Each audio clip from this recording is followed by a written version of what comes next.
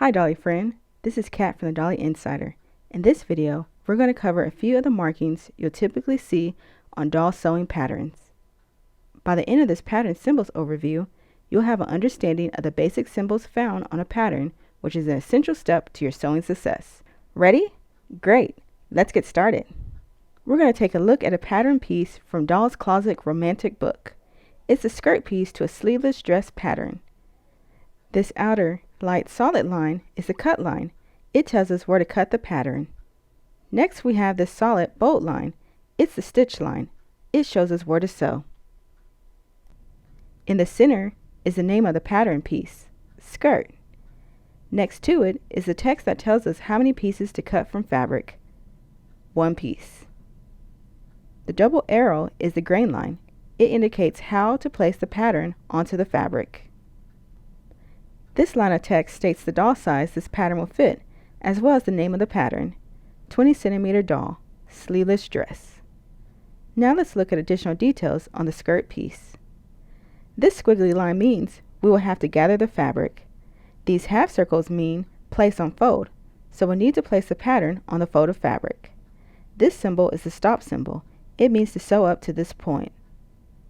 This line is telling us where to place the 1.5 centimeter wide lace needed for this pattern. This text is saying we need to double fold the hemline. Wow, I just need to take a moment to say, way to go, because you're building your pattern knowledge one symbol at a time. Let's ensure your pattern foundation is solid by taking a look at a piece from Nendoroid Doll Book of Adorable Seasonal Outfits. It's the back piece to the trench coat pattern.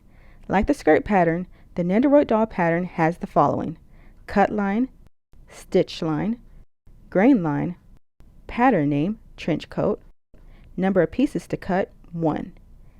Now let's look at additional details on the trench coat piece. This is the notch symbol.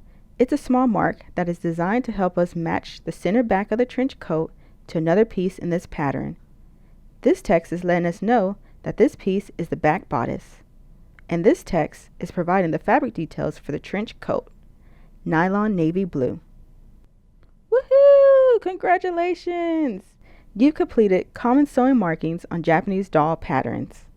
With this knowledge of common pattern markings, you'll feel a bit more confident to sew from Japanese doll sewing books.